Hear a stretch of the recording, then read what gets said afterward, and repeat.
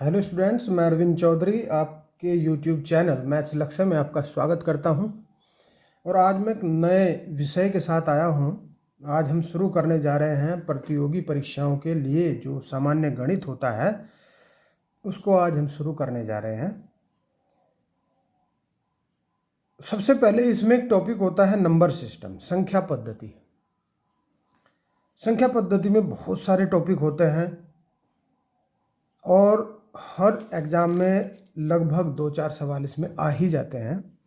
तब हमने इसीलिए इनके कुछ टॉपिक सबसे पहले लिख भी लिए हैं ताकि आप सबको ही क्लियर हो जाए कि इतने टॉपिक हम कराने वाले हैं। और भी इसमें कुछ टॉपिक जोड़ देंगे अगर हमें आवश्यकता लगी कि और टॉपिक इसमें हो सकते हैं। तो फिलहाल जो टॉपिक हैं कुछ इन टॉपिक्स पर ध्यान दीजिए, और जो आपके मतलब के टॉपिक हैं जो आपको पहले से क्लियर हैं तो वेरी वेल, बहुत बढ़िया, उसको आप रिवाइज कर सकते हैं। और जो आपको क्लियर नहीं होंगे उन टॉपिक्स को भी आप बहुत अच्छे से यहाँ पे क्लियर कर पाएंगे। तो शुरू से आखिर तक इस वीडियो को देखें और लाभ उठाएं। नंबर सिस्टम को कैसे करें आइए देखते हैं।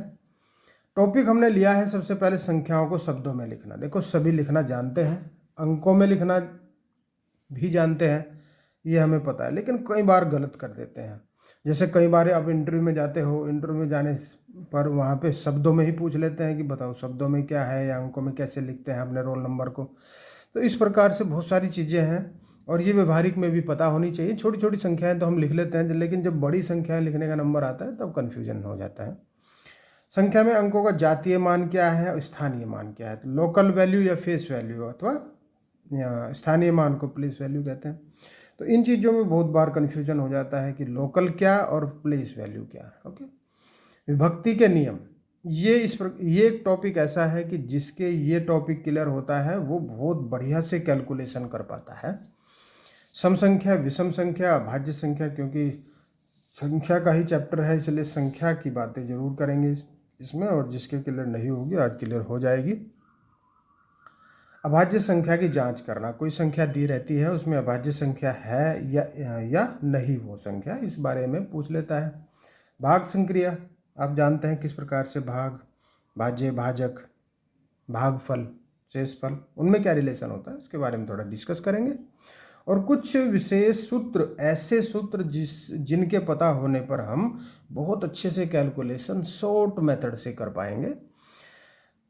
इकाई का अंक ज्ञात करना, बहुत बार एग्जाम में आता है इकाई का अंक बहुत सारे नंबर दे देता है कि ये गुणा ये गुणा ये गुणा ये, बहुत बड़ा सा नंबर देता है और पूछता है कि इकाई का अंक बताइए। और विभिन्न परीक्षाओं में आए हुए महत्वपूर्ण प्रश्न, ऐसे प्रश्न जो नॉर्मली आपको देखने को मिल जाते हैं लेकिन जब हम एग्जाम में जाते हैं तब हमारे वो जो क्वेश्चन हैं वो क्लियर नहीं हो पाते और हमें संशय बना रहता है कि पता नहीं ठीक है या गलत है। इसलिए आज हम इन सब टॉपिक्स को क्लियर करने जा रहे हैं और टॉपिक वाइज टॉपिक एक दो वीडियो और इसमें आएंगी नंबर सिस्टम की, क्योंकि ये टॉपिक इतना बड़ा है कि एक वीडियो में इसको करना थोड़ा मुश्किल है। तो चलिए शुरू करते हैं।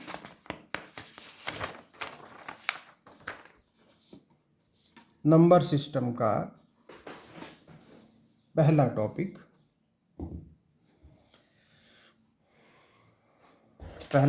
है संख्याओं को शब्दों में लिखना।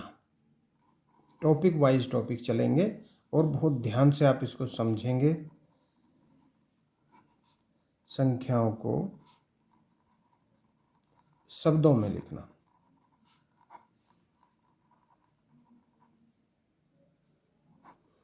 संख्याओं को शब्दों में लिखना। देखो, इसमें सबसे पहले इधर आप एक टेबल आप बना लेंगे। इकाई, जो बिगनर्स हैं उनके लिए बहुत महत्वपूर्ण है, जो शुरू ही कर रहे हैं अथवा जिन्होंने अपनी तैयारी कुछ हद तक अच्छे से भी कर ली है तो उसको भी रिवाइज करने का एक मौका यहाँ पे मिल जाएगा। सैकड़ा, हजार, 10,000, लाख, 10 लाख, करोड़, 10 करोड़, अरब। इधर से लिख लिया हमने इसको,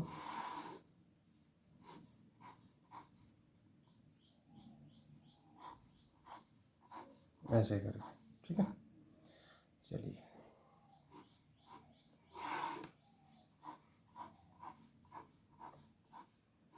अब कोई नंबर हम ले लेते हैं। मान लीजिए नंबर हमने लिया एग्जाम्पल के तौर पर 5894160723, ये हमने नंबर ले लिया। तो देखो जो 3 है यहाँ लिखा जाएगा 27061498 ऐसे करके हमने इसको लिख लिया है। तो देखिए अब यहाँ से समझिए, ये जो 5 है ये क्या है, अरब है। तो यहाँ लिखेंगे 5 अरब लिख देंगे इसको। फिर ये 10 करोड़ पे है 8, तो 8 को 10 कैसे लिखें, इसलिए 8 के साथ में ये करोड़ है 9, तो इस पूरे को एक लिखा जाएगा 89। 89 क्या हुआ, करोड़। फिर है 10 लाख पे 4 है, लाख पे 1 है, तो ये पूरा बन जाएगा, क्योंकि 10 लाख पे 4 का मतलब 40 है और 1 41, तो 41 लाख। अब आ जाओ 10,000 पे 6 के आगे 0 है, मतलब ये 60,000 बनेगा, ये 60,000। सैकड़ा कितने हैं 7, तो लिखेंगे 700। आगे क्या है 2, दहाई और ये इकाई, तो ये बने 2 और 3, मतलब दहाई और इकाई 2 और 3 मिलेंगे तो 23 बनेंगे, 23। ठीक है, इस प्रकार से संख्या लिखी जाती है। और भी कोई संख्या लिख सकते हैं, जैसे मान लीजिए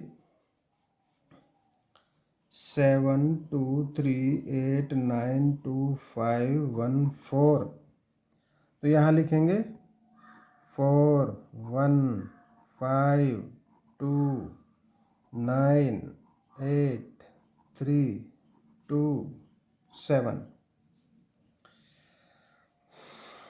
देखो कैसे करेंगे इसको।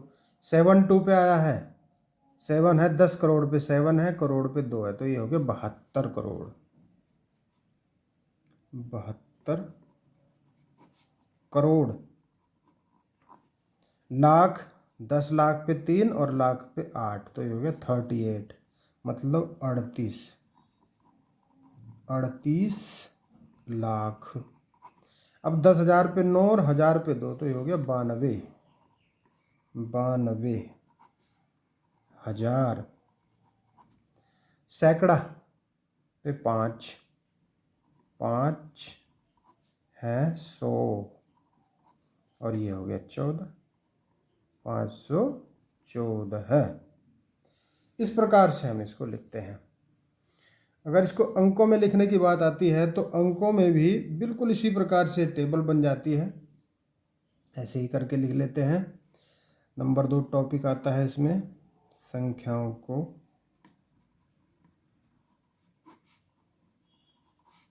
अंकों में लिखना।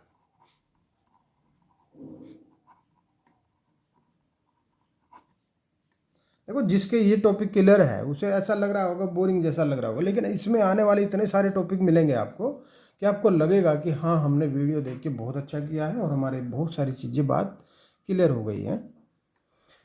संख्याओं को अंकों में लिखते हैं किस प्रकार से, जैसे मान लीजिए दिया है इसने 11 करोड़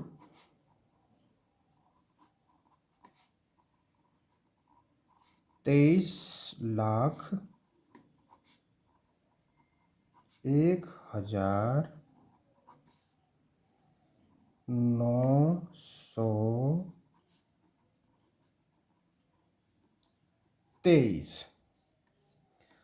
तो सबसे पहले किसे लिख लेंगे हम, 23 को लिख लेंगे। देखो लिख लिया 23, कितने 100, 900, ये भी ठीक हो गया क्योंकि इकाई, दहाई, सैकड़ा तक हो गया। हजार कितने, एक, तो 1000 हो गया। और 1000 हो गया, 23 लाख है, 23 लाख। अब ये चीज़ समझनी है, क्योंकि देखो 1000 के बाद 10,000 बार नहीं आया है यहाँ पे, तो उसके नाम की जीरो लगानी पड़ेगी। और ये हो गया 23 लाख, क्योंकि देखो इकाई, दहाई, सैकड़ा, हजार, 10,000, लाख, 10 लाख, तो ये बना 23 लाख। और 11 करोड़ बने।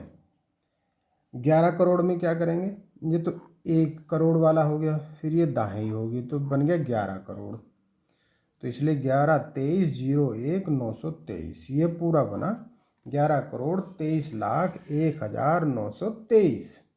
तो जब भी हम अंकों में लिखना चाहते हैं तो हमें इधर को चलना पड़ेगा, इकाई से शुरू करना चाहिए।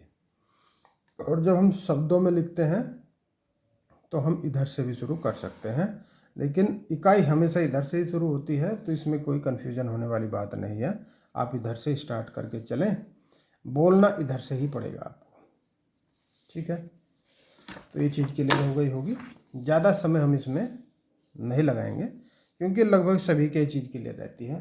तो थोड़ा सा एक बार इसको रिवाइज कर लें, रिमाइंड कर लें, तब इसको अच्छे से आप कर पाएंगे। एक और टॉपिक मैंने यहाँ पे लिखा था,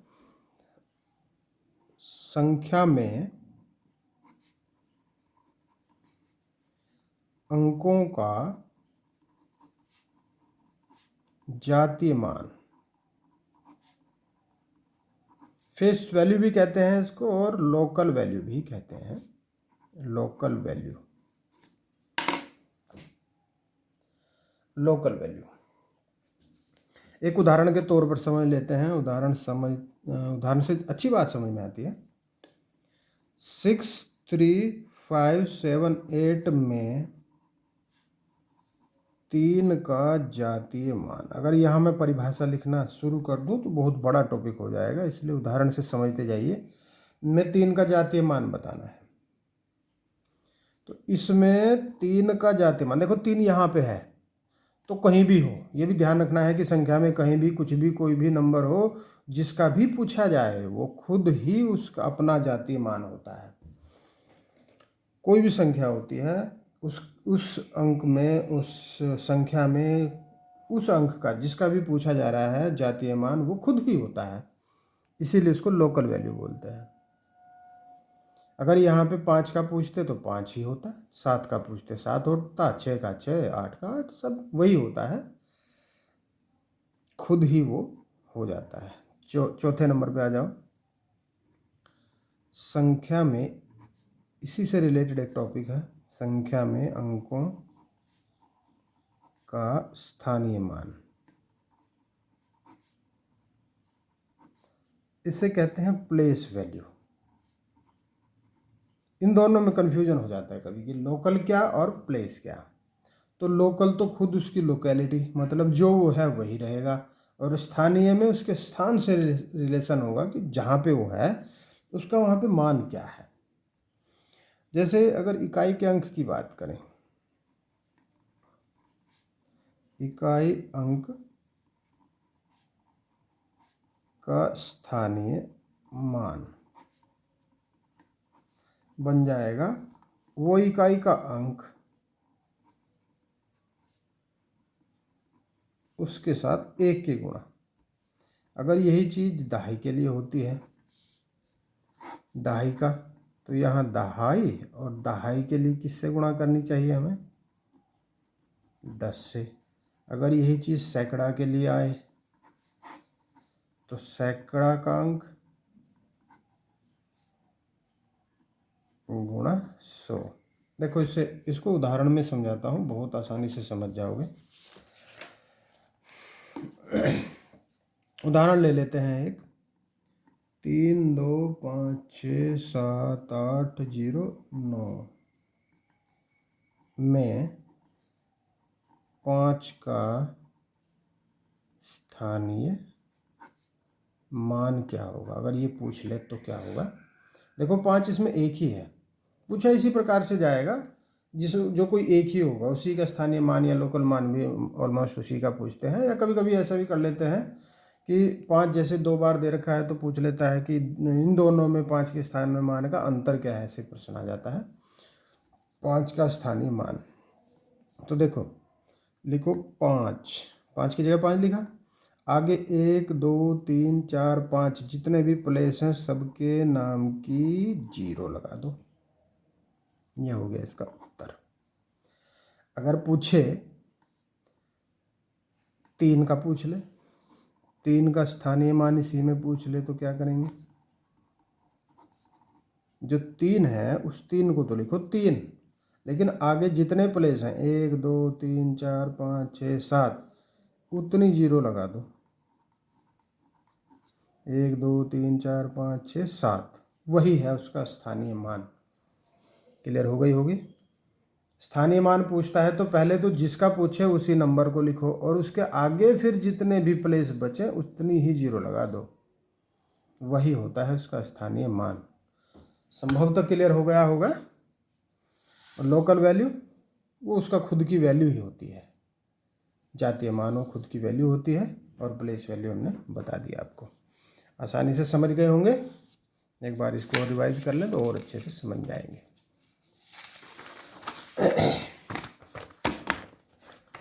इसके बाद इसमें एक बहुत महत्वपूर्ण टॉपिक है जिसको कि मैंने 5वें नंबर पे लिखा था। बहुत इम्पोर्टेंट है और इसको बड़े ध्यान से आप समझेंगे, वे बच्चे भी समझेंगे या वे विद्यार्थी भी समझेंगे जिनका कि एसएससी लेवल का या पीसीएस लेवल के भी स्टूडेंट अगर इसको देखें तो वो भी बहुत इससे लाभ उठा सकते हैं। विभक्ति के नियम, हम यहाँ विभक्ति कह किसको रहे हैं थोड़ा समझ लीजिए।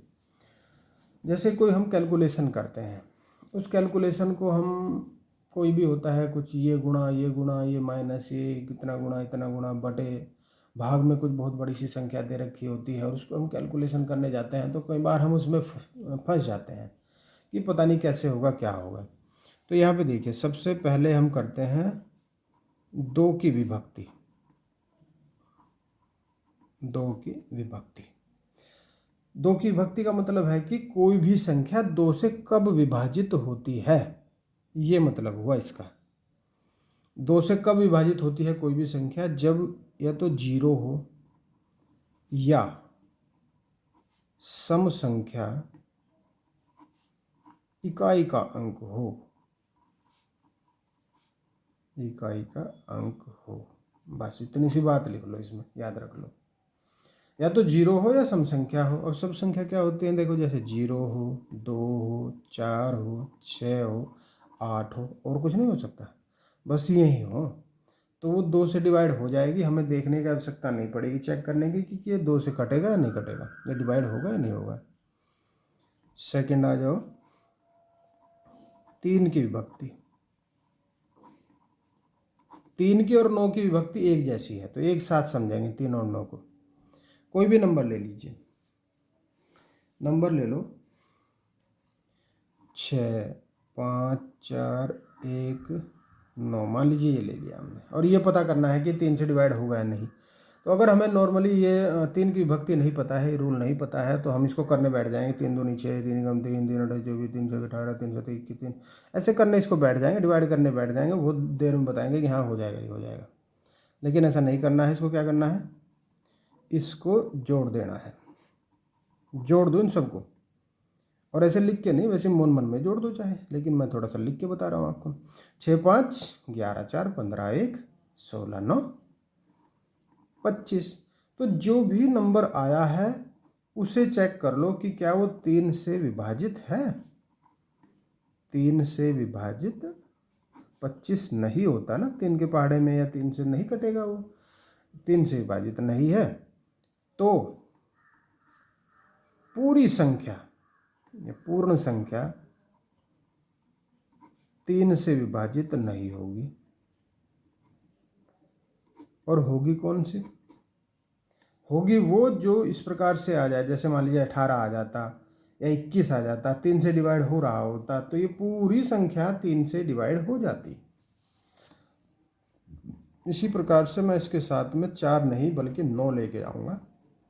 9 की विभक्ति भी इसी प्रकार है, बिल्कुल सेम टू सेम। कि नंबर ले लो कोई भी, जैसे मान लीजिए हमने नंबर लिया 7 5 4 6 2 3, सबको जोड़ दो, इन्हें भी जोड़ना ही होता है। 7 5 4 6 2 3 जोड़ो, 7 5 12 4 16 6 22 2 24 3 27। अब ये चेक करेंगे कि क्या ये 27 9 से विभाजित है। 9 से, देखो वहाँ 3 से देखा था, यहाँ 9 से देखेंगे। 9 से विभाजित है तो है, 9 से विभाजित 9 से 27, 9 से कट गया, तो इसलिए संख्या भी 9 से विभाजित होगी। जो भी संख्या दे है, कितनी भी बड़ी दे दे, बस यही चेक करना है, संख्या भी 9 से विभाजित है। क्लियर हो गई होगी बात 3 और 9 की? आसान सी बातें हैं, ज़्यादा मुश्किल इसमें नहीं है। अब आ जाओ चौथे नंबर पे, 4 ही आ जाओ, क्योंकि हमने 3 के बाद 9 किया था, अब 4 आ जाओ। 4 की विभक्ति और 8 की विभक्ति लगभग एक जैसी है, इन्हें दोनों को एक साथ में याद करो। 4 की विभक्ति क्या कहती है कि कोई भी नंबर ले लो आप, 9 7 8 1 3 2, ये नंबर लिया, और भी बड़ा, कितना भी बड़ा हो, और हमें ये पता करना हो, ये चेक करना हो कि ये 4 से डिवाइड होगा अथवा नहीं होगा, तो हम उसके 2 डिजिट को देखेंगे बस, इकाई और दहाई। ध्यान देंगे, इकाई और दहाई से जो भी नंबर बनेगा, क्या बना यहाँ पे 32, वो 4 से विभक्त होना चाहिए। 4 से विभक्त हो तो पूरी संख्या 4 से डिवाइड हो जाएगी। अब आ जाओ 5 में, देखो 4 8 32 कट रहा है, डिवाइड हो रहा है, तो पूरी की पूरी संख्या 4 से डिवाइड हो जाएगी, करके देख लेना। ओके, 8 की विभक्ति भी आ जाओ। 8 की विभक्ति भी इसी प्रकार से है, बिल्कुल थोड़ा सा एक अंतर रहेगा। संख्या ले ली हमने 6 7 9 5 4 1 6, ऐसे ले ली मान लीजिए।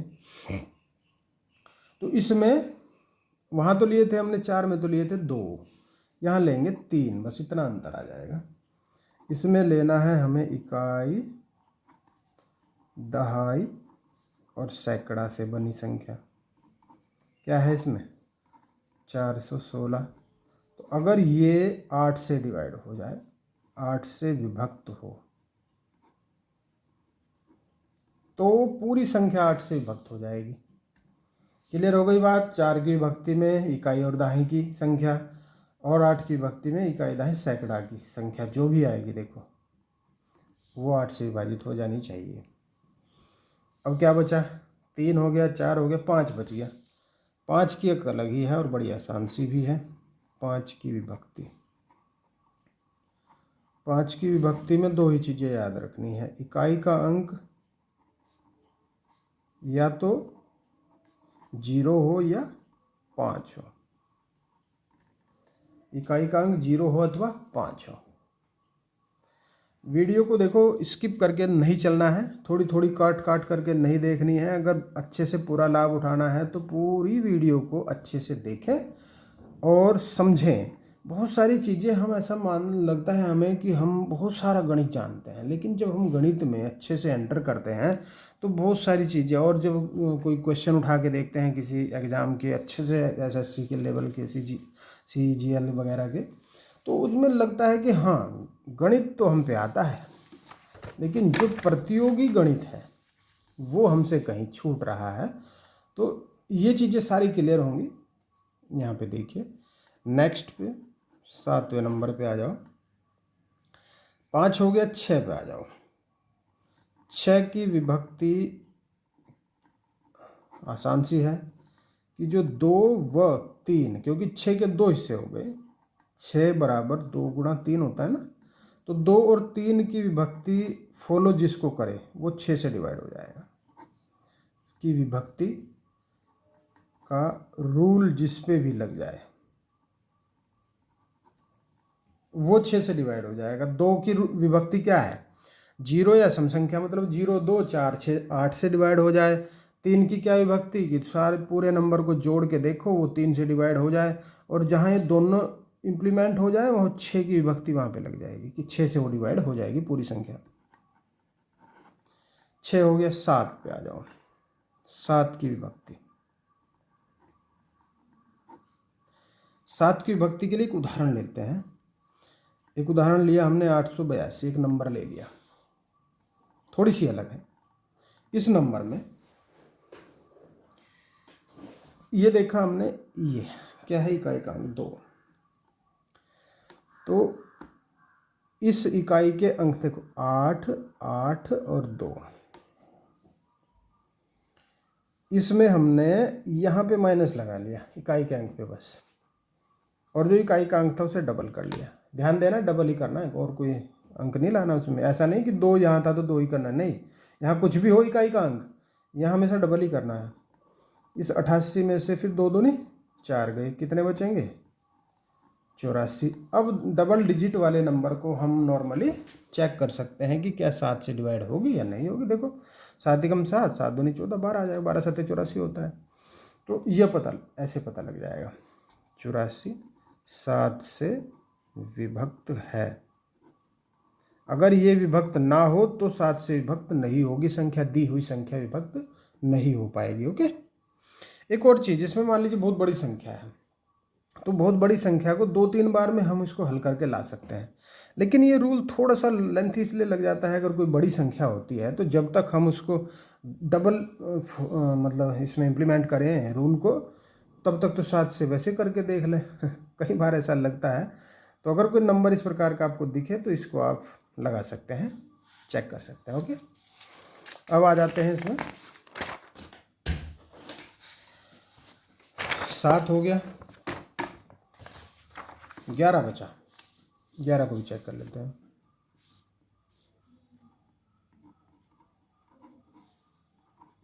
11 की विभक्ति।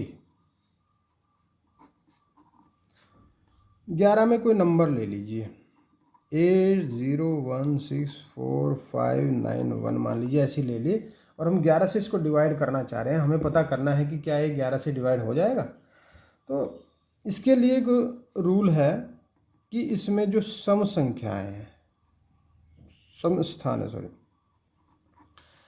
स्थानों के अंकों का योग में से विषम स्थानों के अंकों का योग घटा देते हैं। घटा के देखो सम संख्या पे क्या आ रहा है?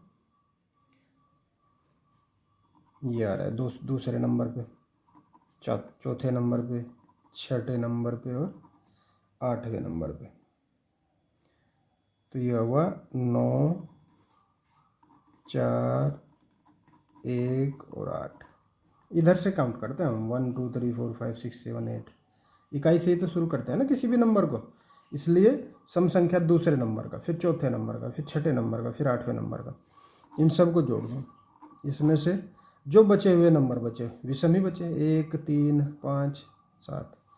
तो 1 5 6 और 0, इन सब को घटा दो। 9 4 13 1 14 8 22 माइनस 5 1 6 6 12। क्या बचा? 10। अब ये चेक कर लो, क्या 10 11 से विभाजित होगा? 11 से विभक्त नहीं होगा। 2 चीज़ें याद रखनी है। अंतर, इस प्रकार का अंतर या तो 0 हो या 11 से विभक्त हो। बस 2 बातें याद रखो। 0 भी हो सकता है, जिसमें 0 आ जाएगा वो भी कट जाएगा, पूरा डिवाइड हो जाएगा 11 से। समझ में आ गई बात? सम स्थानों के अंकों का योग में से विषम स्थानों के अंकों का योग घटा दो। अगर आए 0 तब भी डिवाइड हो जाएगा, और आए इस प्रकार का कोई नंबर जो 11 से पूरा विभक्त हो जाए तब भी हो जाएगा। विभक्ति के नियम 11 तक ही आप समझ के चले, ज़्यादा, क्योंकि इसको ज़्यादा अगर इम्प्लीमेंट करेंगे बहुत सारे नंबर्स पे, बहुत सारी भाज्य संख्या तो बहुत सारी होती हैं, तो बेसिक्स कुछ यहीं तक है। इनका विभक्ति का। अब थोड़ा डिस्कस कर लेते हैं। एक छठा टॉपिक मैंने आपको बताया था, सम संख्या, विषम संख्या, अभाज्य संख्या।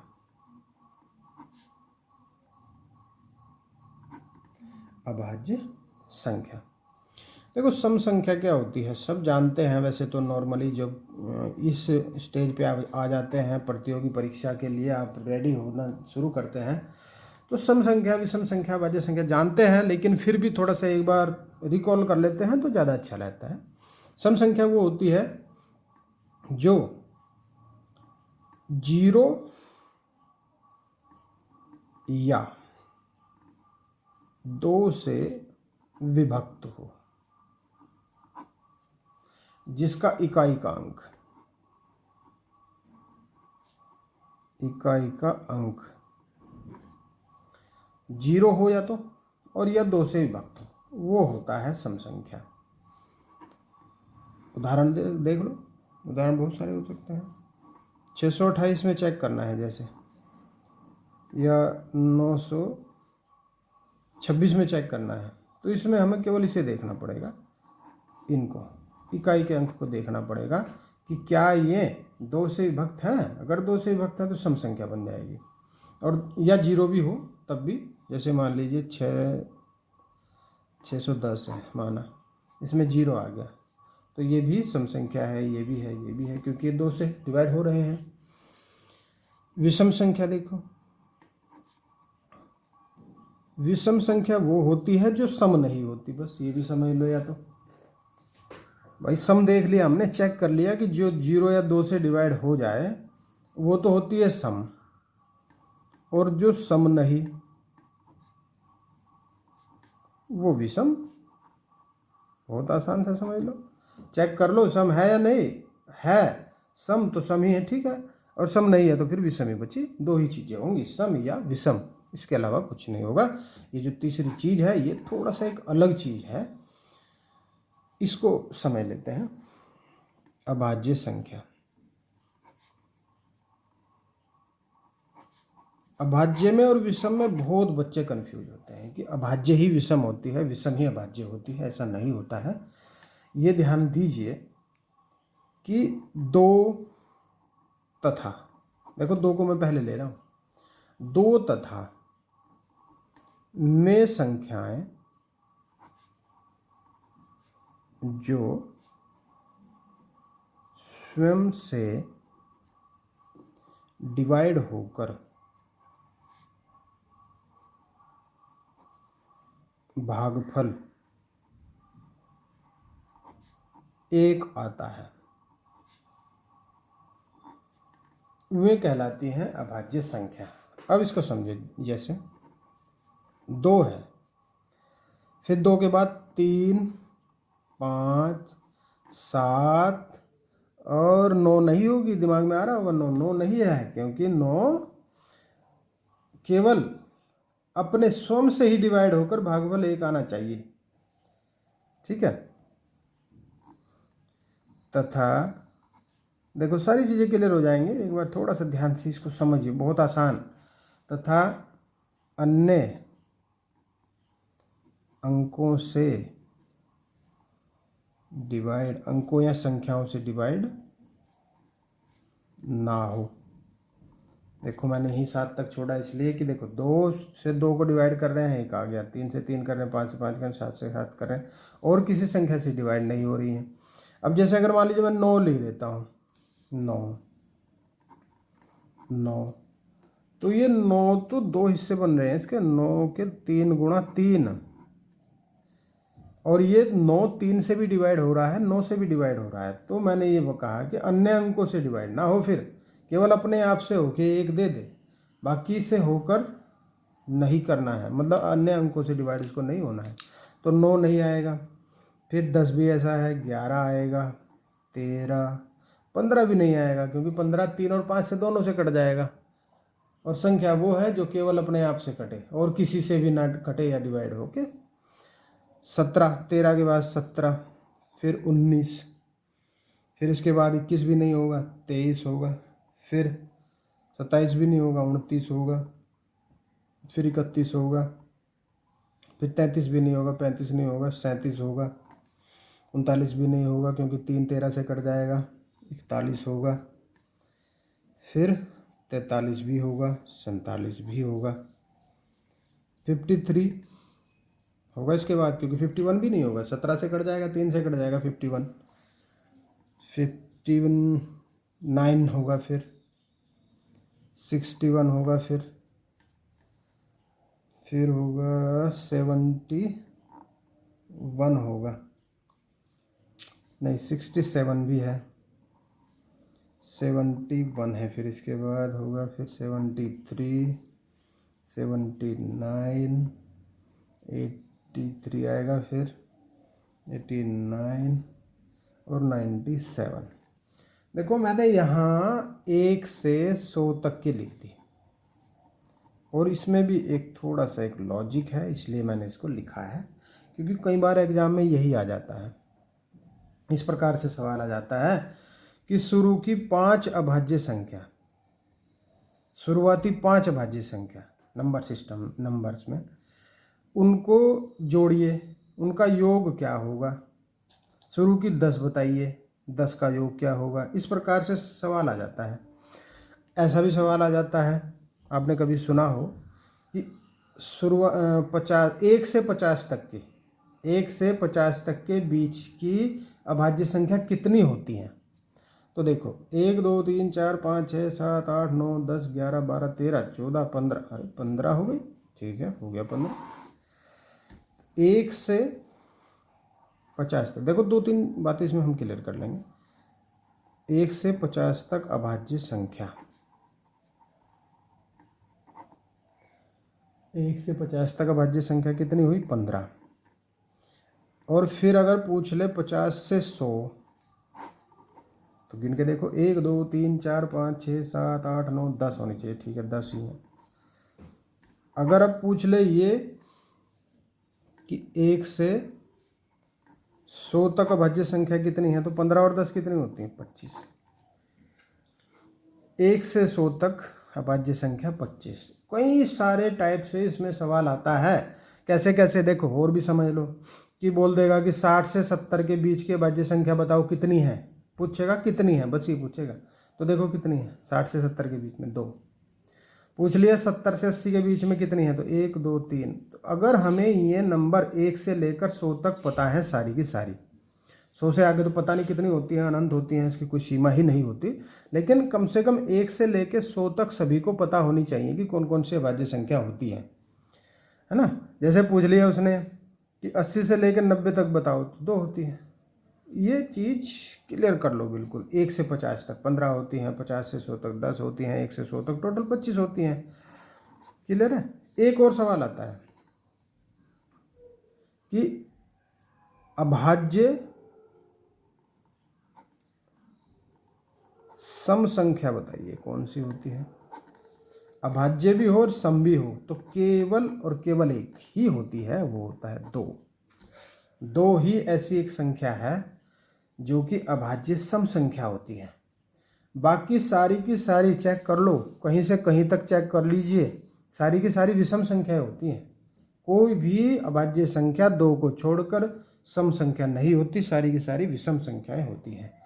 तो एक ये चीज़ और इन चीज़ों को बड़े ध्यान से आप कर लेंगे एक बार, और जब एक बार कॉपी पेन उठाएंगे, नोट डाउन करेंगे, तो बहुत सारी चीज़ें क्लियर होती हैं।